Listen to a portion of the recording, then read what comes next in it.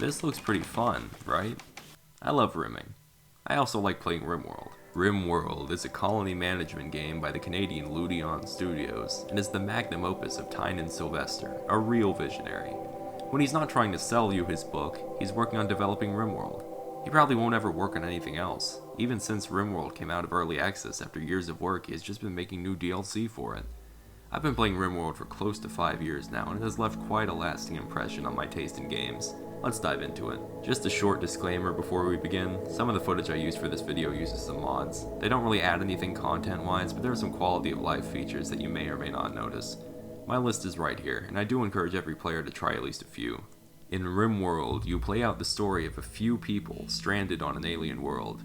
These randomized colonists of yours will have their own backgrounds and character, and are barely under your control, perfectly willing to do things you don't want them to do.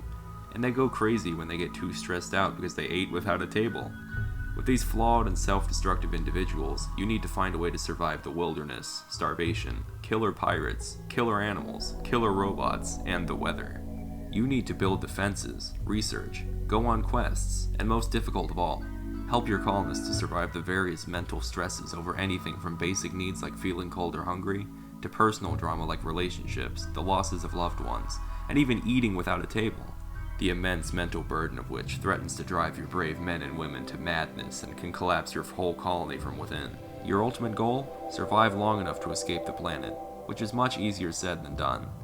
The most important part of the game, though, whether you win or lose, is the stories you'll create. Their backstories, wacky actions, relationships with each other, and even just hilarious events of random chance will create a great many tales to tell your friends. Most of these tales are tragic comedies about starving to death or dying of infections. When you first start a Rimworld game, you'll be confronted by one of the game's most unique features, the AI storyteller system. You see, all that talk about Rimworld being a story generator wasn't just Tynan pretentiousness, as the game is designed to flow like a story, with each storyteller having their own different plans for how your story will go. Then, after you choose some difficulty settings, and your landing spot on the planet, you get to assemble a team of colonists. Without mods, there is no character editor though, and not all colonists are created equal. Each one is a compromise. Some will have traits that will cause problems, or they might be incapable of certain types of work. And while you'll have to accept some drawbacks, taking colonists with abilities that are too specialized, or leaving any blind spots in your team's skills, can end your run before it begins. Rimworld plays similarly to other colony management games. Your individual people, called pawns by the community, can be ordered to build up a base, grow crops, mine ore, dig through mountains, research new technologies, craft items, and a variety of other basic functions. The main flow of the game, outside of intense moments like disasters, quests, and conflicts, will be spent bossing your colonists around and assigning tasks. While your colonists do have free will, you will have to assign them to specific tasks, and very little can be completely automated. Securing food will be an early priority, but there is a lot of work to be done by your colonists out there. Many rim jobs, if you will.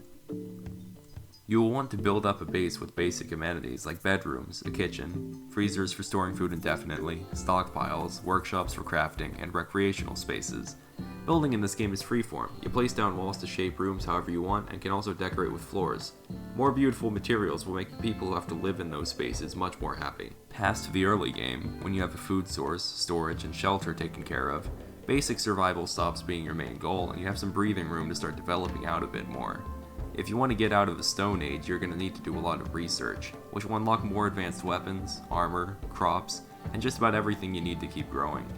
The game also offers a lot of side activities that aren't essential for survival but can be good investments, like raising and taming animals for food or to help around the colony, trading with your neighbors, doing quests for items or valuable resources, creating art and decorating your base more than the Sistine Chapel, and even making or buying prosthetics or brain implants to boost the capabilities of your colonists past natural limits. Unfortunately, there are only so many hands around the base at a time, and the vast amount of different work types that need to be done can spread your colonists out pretty thin.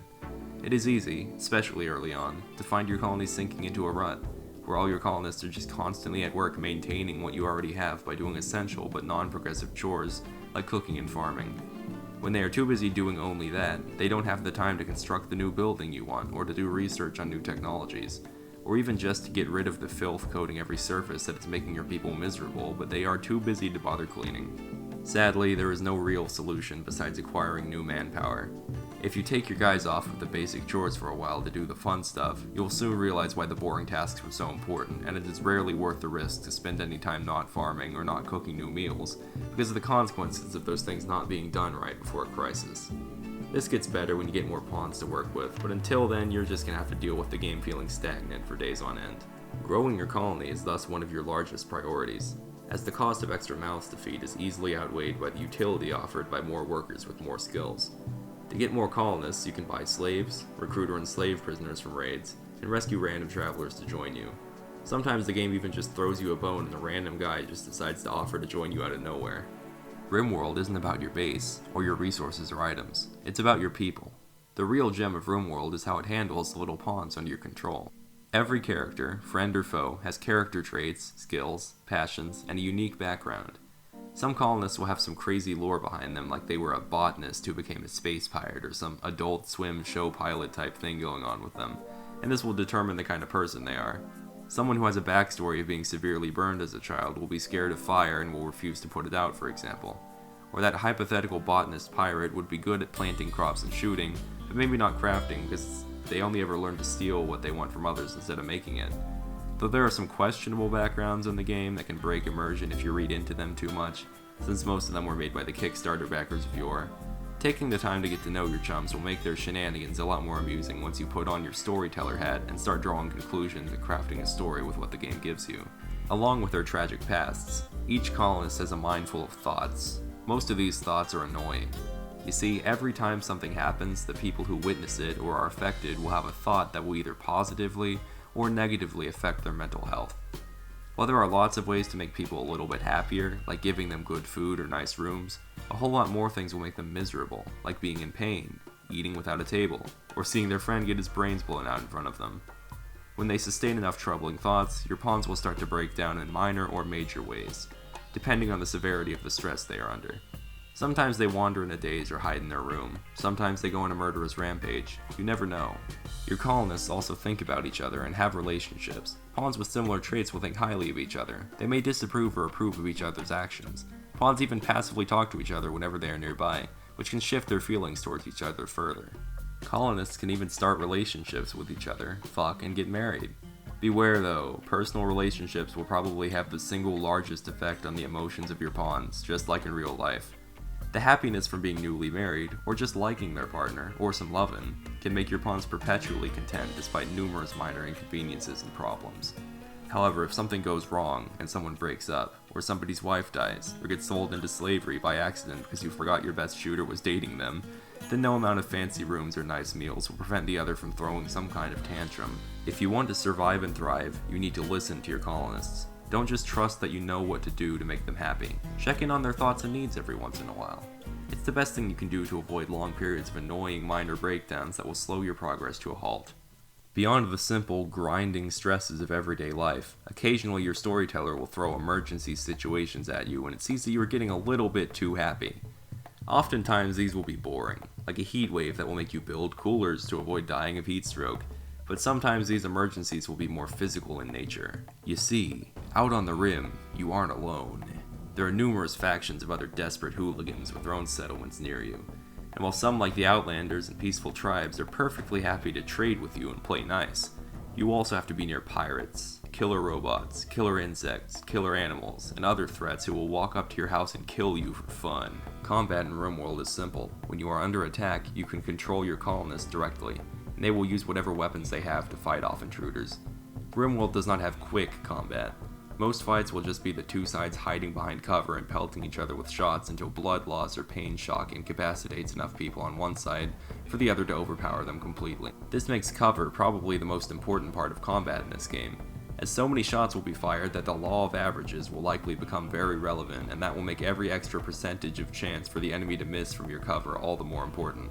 Of course, you can always use melee guys for high risk, high reward fighting, but generally, unless you need to stop the enemies from shooting, using ranged weapons is safer. Also, the way damage is modeled in this game is limb and body part based, meaning it is really all luck if the shot that inevitably hits your colonist pierces their leg or their brain, so every injury has a chance to become fatal.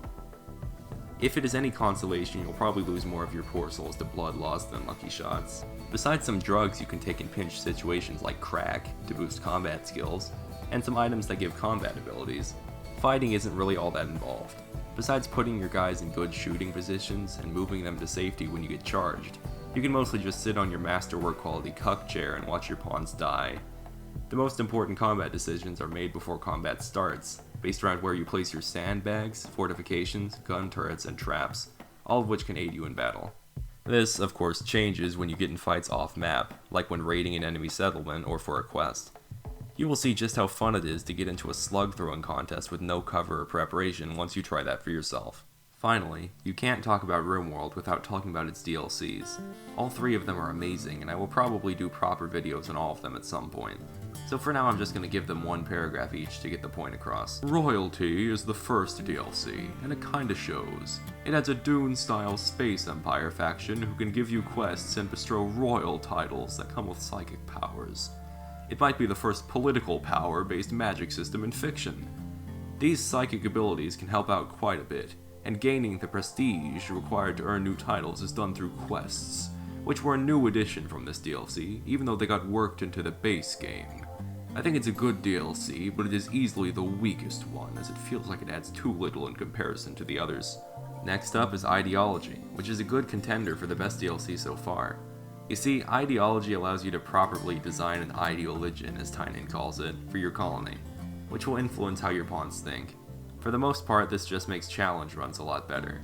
You can build a proper underground or cannibal colony, for example, where your people don't think cannibalism or never seeing sunlight are bad like in normal games, and you can have special rituals and interactions based around those concepts. It doesn't really add a lot for players trying to play normal games, though. Then there is Biotech, which just came out of nowhere and has completely reshaped Rimworld at this point. In my opinion, the most essential feature is childbirth and raising children. Now you can have dynasties in your colony, and can teach kids skills to develop them into perfectly functional or dysfunctional individuals. Adding kids does kinda make things a bit messy, considering all the messed up shit you can do in this game.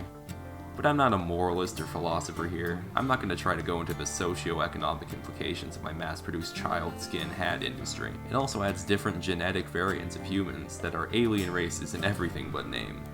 Some of them are furries, some of them breathe fire, some of them are literal Neanderthals. They have their own pros and cons. You can even develop your own gene modding equipment and assemble genetic profiles out of genes you collect to transform your colonists into their own custom species. Oh, and for some reason it also adds the ability to grow and control your own mechanoids, who are now not only an enemy faction. You can assemble your own robot army for fun, fight robot bosses from space for spare parts, and produce massive amounts of pollution. Let's not forget this DLC adds fucking vampires? Who asked for this? Like seriously. Why did Tynan combine like 5 different DLCs into one and just release it like it was nothing? Imagine if this just dropped like Royalty did with no announcement whatsoever. That would have driven people crazy. There is a lot to say about Rimworld. It is a game of endless possibilities. Sometimes you'll build the perfect society, play for weeks, only for everyone to die tragically in a gunfight with pirates. Other times the pirates just kill you immediately, but all the while you get to enjoy the simple but charming graphics and space cowboy ambience from the soundtrack. Then you add some mods, and all of a sudden the game has 2 times as many factions and items and researches, and the infinite amount of things you can do gets squared. Then you install even more mods, and cat girls are installing torture screws in your pawn's nutsacks. The moral of the story is that there is evil in the world, especially in the minds of people depraved enough to waste their time making mods for a game like Rimworld. I think I've yapped enough. Really, the only way to know what Rimworld really is to play it yourself. I'm gonna move on from Rimworld for a while. I have to go reclaim the Stolen Earth.